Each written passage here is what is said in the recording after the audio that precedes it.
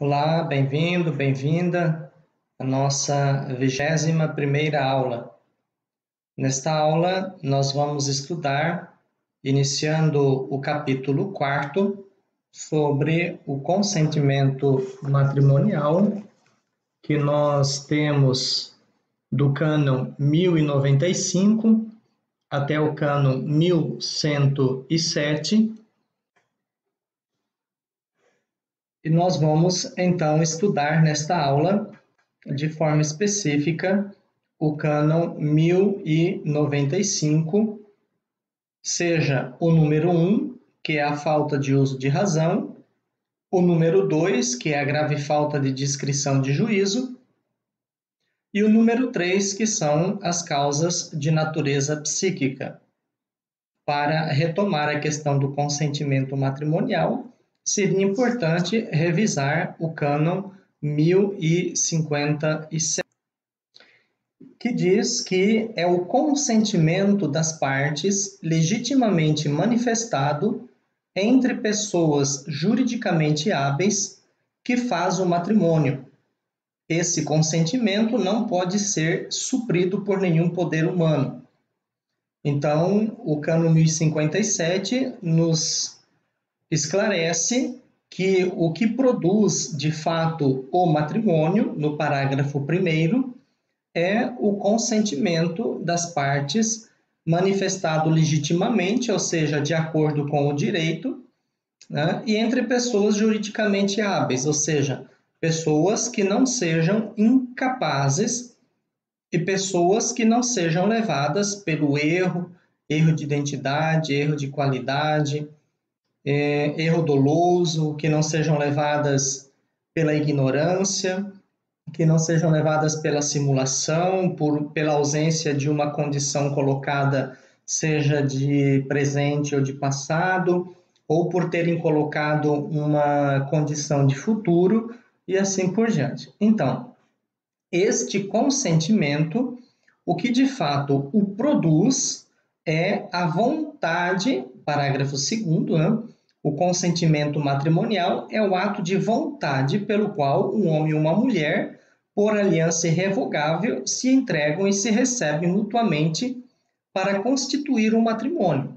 Então, vejam bem, para que seja de fato um ato de vontade, né, é preciso que as partes tenham uso suficiente de razão, é preciso que elas tenham uma certa maturidade, né, e uma certa discrição de juízo suficiente, né, e que não tenham causas de natureza psíquica que possam perturbar, né, o consórcio de toda a vida. Então, uma pessoa com falta de uso de razão, com grave falta de discrição de juízo e com causas de natureza psíquica, são as chamadas, como nós veremos daqui em diante, incapacitadas para contrair matrimônio. Então, o capítulo 4, que se refere em relação ao consentimento matrimonial, é dedicado ao consentimento, ou seja, é um dos mais importantes de todo o direito matrimonial. O consentimento é, de fato, o elemento fundamental constitutivo do matrimônio. Então, o que produz, de fato, o matrimônio é o consentimento. Mas as pessoas, as partes, precisam ser capazes de prestar este consentimento. Por isso que nós vamos ver no cânon 1095 quem são aqueles incapazes para contrair matrimônio que o cânon nos coloca, né? Os que não têm suficiente uso de razão, os que têm grave falta de discrição de juízo e os que não são capazes por causas de natureza psíquica. Então, o atual capítulo apresenta renovações em relação à codificação precedente, ou seja, não existia na codificação precedente o cânon 1095, porque o cânon 1095, na verdade, né, como nós veremos aqui, ele vai surgir mais da jurisprudência canônica, ou seja, considerando, né, o desenvolvimento e o progresso das ciências psicológicas, que até então, 1917, nós não tínhamos assim um desenvolvimento considerável em relação às ciências psicológicas. Então, com o advento da psicologia, né, a jurisprudência canônica, mantendo-se fiel aos princípios da tradição, traz presente esta nova realidade do progresso das ciências psicológicas. E então o Código de Direito Canônico de 1983 vai nos apresentar este cânon 1095, que se trata em relação a estas três questões muito ligadas às questões psicológicas, né? Uso de razão, descrição de juízo e causas de natureza psíquica. Então, o cânon 1095 nos diz que são incapazes, ou seja, se uma pessoa é incapaz a partir destes três dados, né, destas três realidades, significa que o matrimônio dela será nulo. Então, não basta querer, é necessário ser capaz de contrair o matrimônio. Então, quem são incapazes de contrair matrimônio? O número 1, os que não têm suficiente uso de razão, os que têm grave falta de discrição de juízo a respeito dos direitos e obrigações essenciais do matrimônio, que se devem mutuamente dar e receber, e os que não são capazes, né, de assumir as obrigações essenciais do matrimônio por causas de natureza psíquica. E então, neste sentido, nós veremos o cânon 1095 a partir dos seus três números, ou seja, quem são realmente estes incapazes de contrair matrimônio. Então, o número 1 nos fala de um insuficiente uso de razão, ou seja, o que é esta insuficiência da razão?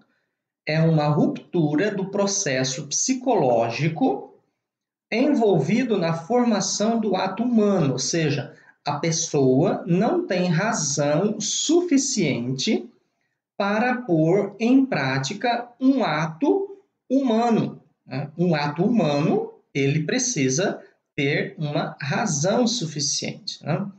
Que impede seriamente o funcionamento racional da mente e priva a pessoa de qualquer deliberação significativa, ou seja, racionalmente, a pessoa não é capaz de deliberar sobre a sua própria vida e sobre os atos que deveria praticar. Então, priva a pessoa de qualquer deliberação significativa no que diz respeito à capacidade para o compromisso matrimonial, ou seja, a pessoa não tem uma razão suficiente.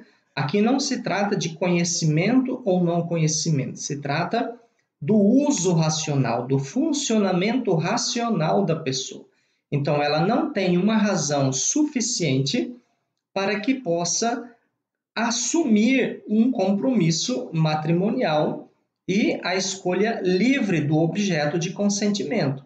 Nós sabemos, para que o consentimento seja verdadeiro, a pessoa tem que ter um uso de razão suficiente aonde ela seja capaz de assumir os compromissos matrimoniais, mas é um assumir um compromisso matrimonial a partir deste funcionamento racional, a partir da sua razão. Então, para privar uma pessoa de uso suficiente da razão para contrair matrimônio, uma deficiência mental precisa ser relativamente severa e pervasiva em seus efeitos, ou seja, que a pessoa não tenha, de fato, uso de razão para decidir sobre toda a sua vida. E então, ela será uma pessoa que dependerá necessariamente e sempre dos outros. Então, A causa desse uso insuficiente de razão pode ser um transtorno habitual, como uma psicose, uma esquizofrenia, um transtorno bipolar, uma deficiência intelectual, que é geralmente aonde aparece mais a falta de uso de razão, a questão da deficiência mental, que ali geralmente se usam aqueles termos, às vezes até mesmo pejorativos, quando se fala de uma pessoa retardada, ou que não tem uso suficiente de razão. Então, ela tem uma deficiência intelectual, uma deficiência da mente. Ou um distúrbio também transitório. Por exemplo, uma pessoa que contrai matrimônio estando intoxicada por droga ou álcool, ou estando alcoolizada ou sob efeito de drogas, ou uma pessoa que tenha um sério trauma psicológico, até mesmo, por exemplo, momentos antes do matrimônio, recebeu a notícia do falecimento do avô, recebeu a notícia do falecimento do pai, recebeu a notícia do falecimento da mãe, ou do falecimento de uma pessoa muito importante, ou algo, por exemplo, que tenha acontecido, descoberto uma doença grave e que às vezes quase incurável. Então, todas estas situações, esses distúrbios transitórios, podem causar também a incapacidade da pessoa para contrair matrimônio, ou seja, para dar um consentimento válido. Então, para se provar o uso insuficiente de razão, nos casos do processo de declaração de nulidade matrimonial, quando resultante de um transtorno mental sério e habitual, geralmente a prova requer o serviço de um perito em questões psicológicas. Então, o tribunal vai se servir sempre da presença e do auxílio de um psicólogo e, em alguns casos, às vezes também, como é o caso do 1095-3, de questões psiquiátricas. Em casos envolvendo distúrbios sérios, mas transitórios, como no caso de intoxicação por álcool ou por droga, provavelmente um perito em psicologia não ajudará muito, a não ser, é claro, quando entra no cânon 1095-3, que se trata do vício crônico de entorpecentes ou de álcool. Aqui nós estamos falando do uso no momento da celebração do matrimônio. Então, pode ser que antes do matrimônio a pessoa tenha exagerado na utilização de bebidas alcoólicas ou até mesmo de entorpecentes, e era visível que no momento do matrimônio ela estava fora de si e não mantinha um comportamento normal. Então, quando este comportamento ele é alterado pela utilização de drogas ou pela utilização de álcool, a pessoa, nesta questão de distúrbios transitórios, é considerada insuficiente da razão e, portanto, naquele momento, por uma questão transitória, considerada incapaz de contrair matrimônio. Então, neste sentido, um perito em psicologia não ajudará muito e o juiz terá que depender na declaração das partes e no depoimento das testemunhas.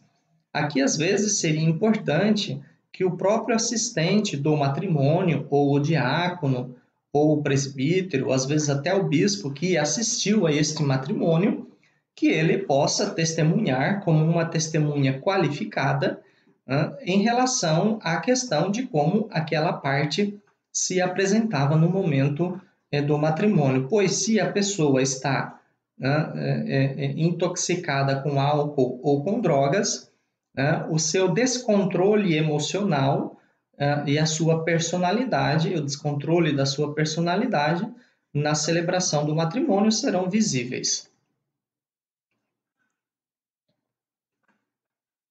A jurisprudência nos oferece uma indicação das categorias de pessoas que podem sofrer desta carência, mas o elenco não é fechado ou taxativo, apenas indicativo.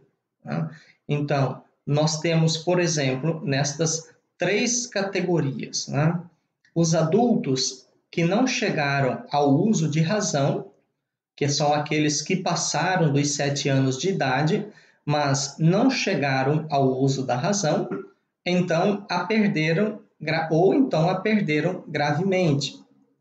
No primeiro caso, aqueles que não chegaram ao uso da razão, nós temos a oligofrenia. Ou seja, o que é essa oligofrenia? É a deficiência do desenvolvimento mental, ou seja, a mente, a razão, não se desenvolveu o suficiente para que a pessoa chegasse a este uso de razão. Congênita ou adquirida em idade precoce, que pode ser adquirida também depois, que abrange toda a personalidade, comprometendo, sobretudo, o comportamento intelectual, oligopsiquia. E no segundo caso,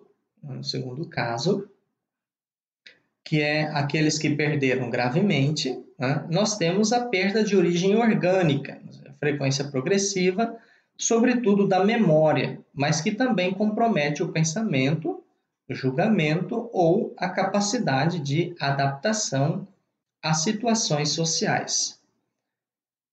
A segunda categoria, os adultos que possuem uma grave perturbação da razão, como é o caso das psicoses, e o terceiro, os adultos que, mesmo possuindo habitualmente o uso de razão, transitoriamente a perderam devido a uma perturbação da mente, causada por agentes que podem perturbar ou eliminar o uso de razão, ou diminuir também o uso de razão e diminui-se então assim a responsabilidade, como é o caso de drogas, embriaguez, hipnotismo, grave perturbação de ânimo. Em relação ao cano 1095.1 sobre os que não têm suficiente uso de razão, o que mais aparece nos processos de nulidade matrimonial são em relação à questão das drogas e à questão da embriaguez. Já apareceu alguns casos de grave perturbação de ânimo, como é o caso de uma pessoa que estava passando por um trauma naquele momento da celebração do matrimônio. E então depois nós temos o número 2, o defeito de grave discrição de juízo. O que é então esta discrição? É a capacidade do intelecto, então vejam que aqui às vezes se requer então o uso de razão. Então, a discrição, o que é? É uma capacidade do intelecto e da vontade de quê? De avaliar, ou seja, eu preciso, antes do matrimônio, avaliar, decidir e entrar livremente no casamento. Aqui, muitos casos de nulidade acabam existindo porque as pessoas não conseguem avaliar, na verdade, para aquele matrimônio que vão assumir, as responsabilidades do matrimônio, não conseguem fazer esta avaliação. E, portanto, se a pessoa não consegue fazer esta avaliação, a sua decisão de entrar neste matrimônio, nem sempre ela vai ser livre, faltando o que aqui? Uma liberdade interna e uma imaturidade humana e psicológica, então, para entrar livremente na celebração deste casamento e assumir as suas responsabilidades e os seus deveres. Então, esta discrição, ou seja, defeito grave de discrição, essa discrição, ela tem que ser um defeito grave. Não basta simplesmente não entender, é preciso faltar gravemente com esta discrição de juízo, ou seja, faltar o intelecto e a vontade de avaliar, decidir e entrar livremente no matrimônio. Então, este defeito grave, ou seja, apenas a incapacidade, e não simplesmente a dificuldade. Às vezes, algumas pessoas têm dificuldade de assumir a celebração, os direitos e deveres do matrimônio. O que se requer aqui né, é a incapacidade, uma incapacidade humana e uma incapacidade psicológica, o que nós chamamos, então, de imaturidade. Esta descrição de juízo, às vezes, é igual a esta imaturidade, né, no intelecto e na vontade de avaliar, decidir e entrar livremente no casamento. Ou seja, aquela pessoa que, mesmo conhecendo, às vezes, os direitos e deveres do matrimônio, depois não consegue entrar livremente no casamento. É, de uma certa forma, muito prática, aquilo que nós chamamos, né, que a pessoa que casou, mas quer continuar vivendo como se fosse solteira.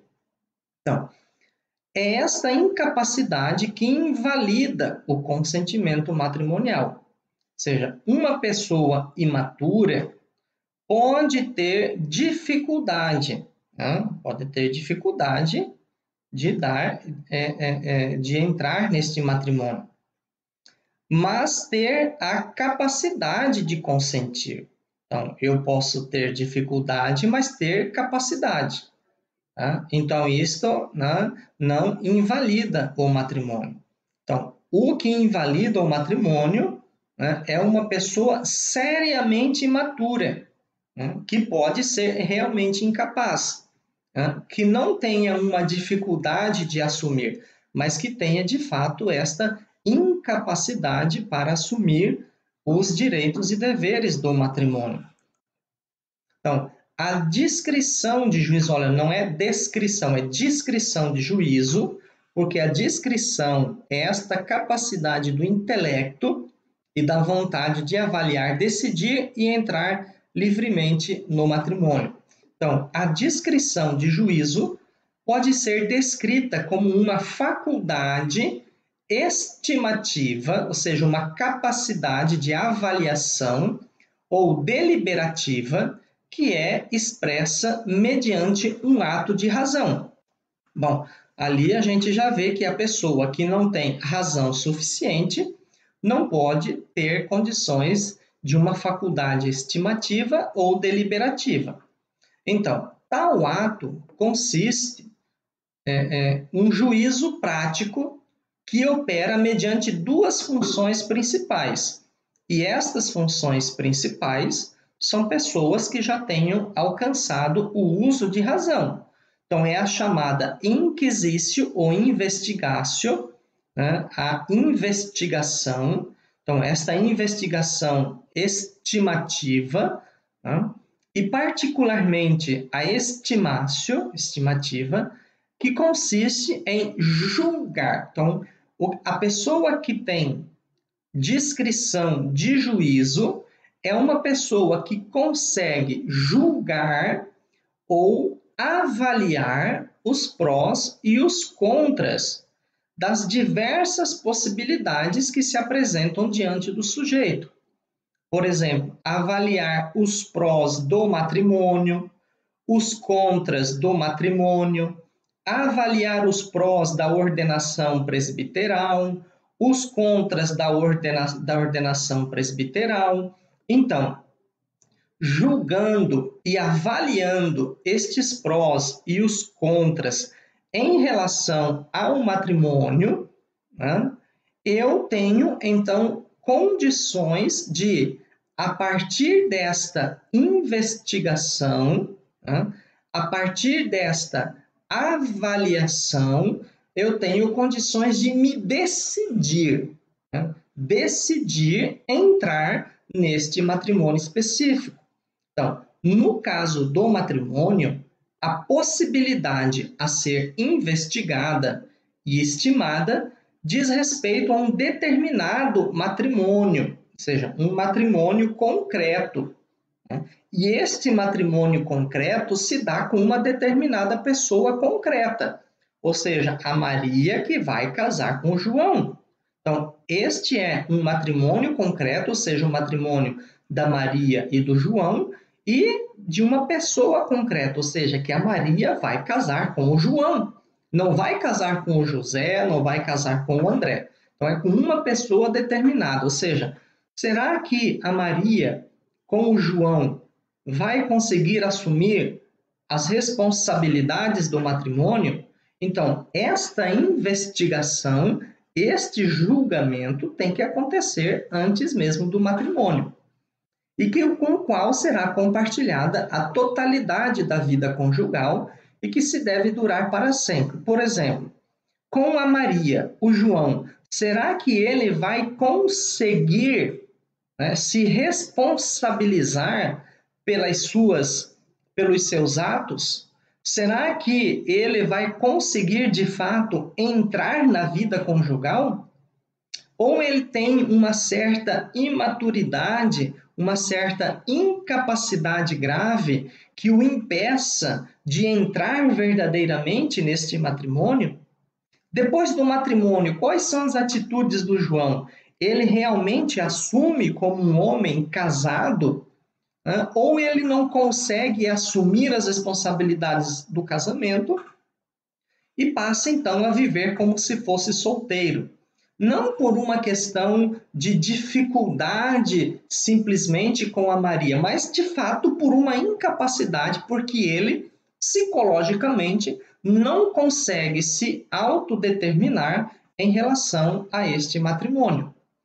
Em outras palavras, esta capacidade ou discernimento para decidir de forma crítica implica ter suficiente conhecimento das obrigações que o nubente contrai. Ora, como que eu vou avaliar na prática se eu não tenho suficiente conhecimento das obrigações que eu vou contrair, que eu vou assumir no matrimônio?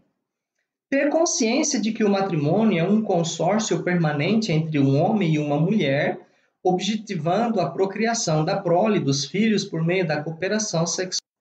São as questões das ignorâncias tratadas depois, nós vamos ver, no cano 1096. Ora, para que eu consiga realizar este julgamento ou esta avaliação em relação aos prós e os contras do matrimônio, eu tenho que ter um certo conhecimento e não ignorância em relação ao matrimônio. Então, eu tenho que saber, né, ter um suficiente conhecimento das obrigações inerentes ao matrimônio, ter consciência de que o matrimônio é um consórcio permanente, veja bem, ter consciência de que é um consórcio permanente, ou seja, até que a morte o separe, e que este consórcio é apenas entre um homem e uma mulher.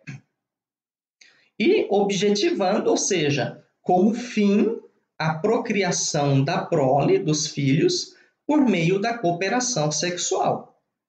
E também consciência de que entre os deveres conjugais está a obrigação de comunhão de vida entre os cônjuges, ou seja, o bem dos cônjuges, com todas as exigências que isso implica. Então, para que eu possa fazer esta avaliação e me decidir de forma crítica, eu tenho que ter consciência do que realmente implica assumir este matrimônio concreto com esta pessoa concreta. Então, discernimento ou discrição, requer que o consentimento seja esclarecido, ou seja, que eu tenha clareza, do que realmente eu vou assumir. Mas não apenas a clareza, mas que eu tenha a maturidade para me autodeterminar em relação a estas obrigações. Então, o consentimento é esclarecido se a pessoa tem conhecimento cognitivo, intelectual, suficiente de si mesmo e do outro. Eu preciso me conhecer, e conhecer o outro. Também para que não aconteça depois erro de qualidade de pessoa, erro de identidade de pessoa ou erro doloso. E também um conhecimento suficiente dos direitos e deveres essenciais constitutivos do matrimônio e exclusivo do consórcio totius vitae. Então, esta avaliação especulativa, que eu tenho que ter acha necessária, mas não suficiente, requer também a capacidade de avaliação prática. Então, somente quem tem discrição de juízo suficiente, que é esta capacidade do intelecto, somente quem tem esta discrição de juízo suficiente será capaz de avaliar criticamente este conhecimento, o conhecimento que está lá no Cânone 96, que se trata a respeito da ignorância. Então, precisa ter este conhecimento, e avaliar criticamente este conhecimento em vista da decisão sobre uma união matrimonial concreta. Ou seja, será que eu vou conseguir assumir realmente as responsabilidades do matrimônio com a Maria? Com esta pessoa concreta?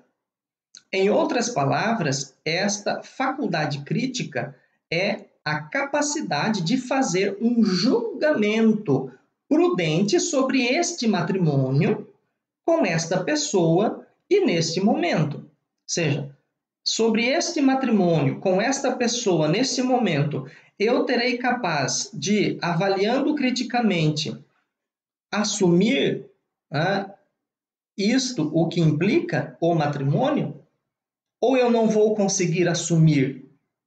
Geralmente, a pessoa que não consegue fazer esta avaliação, dificilmente ela terá facilidade em assumir as obrigações inerentes ao matrimônio.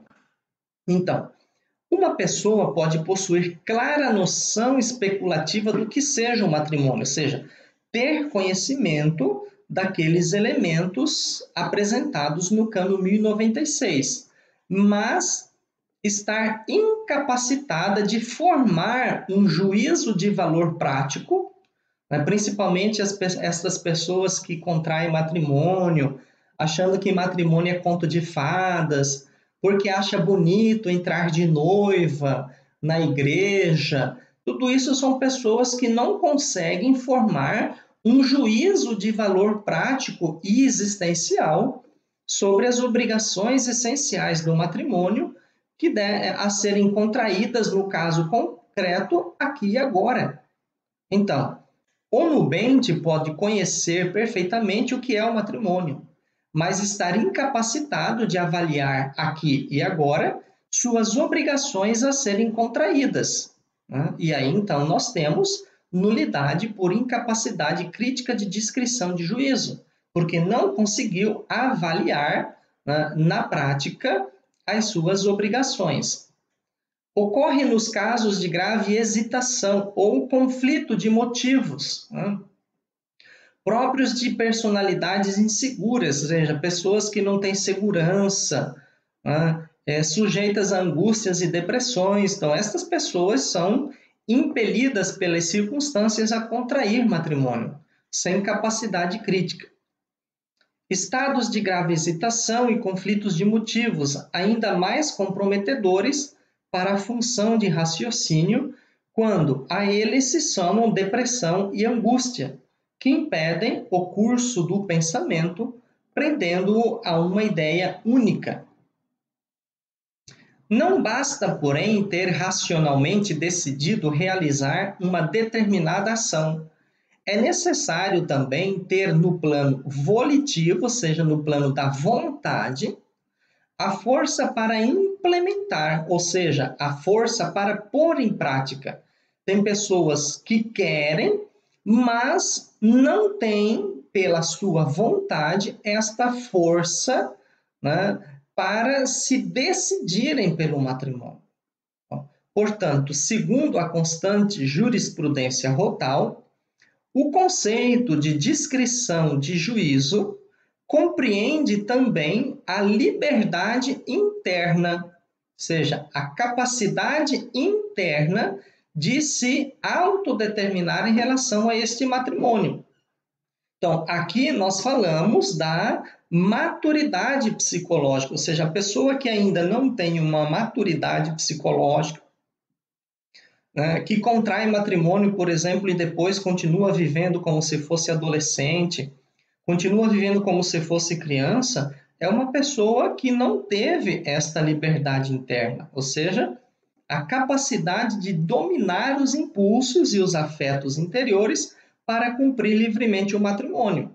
Às vezes aqui também entram casos de infidelidade, ou seja, a pessoa ela é psicologicamente imatura, que ela, faltando esta liberdade interna, não consegue dominar os seus impulsos. Então, é claro que a questão da fidelidade nós precisamos sempre verificar no processo. Se trata de uma questão de ausência de liberdade interna, né, de uma pessoa que não consegue dominar os seus impulsos, nós falamos de uma grave falta de discrição de juízo. Agora, se a pessoa é consciente e pela sua vontade, ou seja, ela tem liberdade interna, e na sua liberdade interna ela decide pela infidelidade, ela tem condições de manter a fidelidade, mas ela decide pela infidelidade, então aí sim nós tratamos como uma negação parcial do matrimônio, né, que seria então pela negação da fidelidade. Em outras palavras, a vontade deve conservar a possibilidade de determinar-se, ou seja, será que eu consigo me determinar, né, em relação às responsabilidades do matrimônio?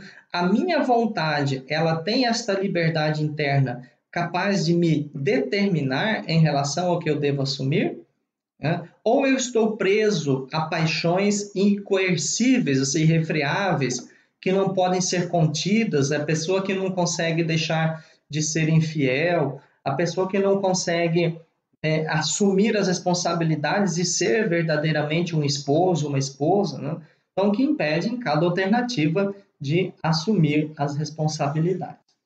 E o número 3, então, causas de natureza psíquica, né? Diversos transtornos mentais habituais podem viciar a discrição ou discernimento exigido para o consentimento matrimonial. São, portanto, considerados pela jurisprudência como capazes de prejudicar a deliberação crítica e, às vezes, restringir a liberdade interior da pessoa. Vejam que aqui é um problema psicológico ou psiquiátrico que impedem a pessoa, né? Não se trata de uma imaturidade psicológica, porque às vezes na imaturidade a pessoa não tem um problema de natureza psíquica, mas é um problema de natureza propriamente humana, de uma ausência ainda de um desenvolvimento. Mas aqui nós falamos desta natureza psíquica que impede, então, a pessoa de psiquicamente contrair validamente ou de estar preparada para contrair matrimônio. Por quê? Por causa da sua natureza psíquica, a pessoa não terá condições de assumir as responsabilidades do matrimônio. Então, entre estes estão mais aqueles transtornos sexuais, né? A pessoa que não tem um controle sexual e transtornos também de personalidade. Então, o que é um transtorno mental de acordo com o DSM-5? O que é? É uma síndrome caracterizada por perturbação clinicamente significativa, ou seja, que precisa ser avaliada clinicamente e que pode trazer sérias complicações na cognição, na regulação emocional ou no comportamento de um indivíduo, que reflete uma disfunção nos processos psicológicos, biológicos ou de desenvolvimento, subjacentes ao funcionamento mental, ou seja, a mente não funciona bem. Ela tem um uso suficiente de razão, mas não funciona bem. Estão frequentemente associados a sofrimentos ou incapacidades significativos que afetam atividades sociais, profissionais ou outras atividades importantes. Podemos citar como exemplo as personalidades afetadas por gravíssimas formas de narcisismo, né? As pessoas extremamente egoístas, né? Personalidades antissociais, ou seja, aquele esposo que espanca a sua esposa, a esposa que vive gritando com o seu esposo, ou particularmente inclinadas à prática da violência, personalidades particularmente fracas que se deixam envolver em grau elevado pela ingestão de substâncias tóxicas, são os chamados viciados, né, em álcool ou em drogas, ou por hábitos dispendiosos e perigosos para a vida familiar, tais como os jogos de azar, pessoas jogadas em videogame, viciadas em videogame, né, pessoas viciadas em baralho, em jogos de azar, que podem prejudicar, né, a vida familiar, que podem pôr em risco os próprios meios de subsistência da família, porque a pessoa viciada nesses jogos não consegue se controlar, né? Ela precisa de um acompanhamento psiquiátrico, né? E levá-la a um perigoso contato com ambientes de malfeitores ou com pessoas de má índole. Então, nós aqui encerramos esta nossa aula sobre o cano 1095 e a próxima aula, então, daremos continuidade a partir do cânon 1096.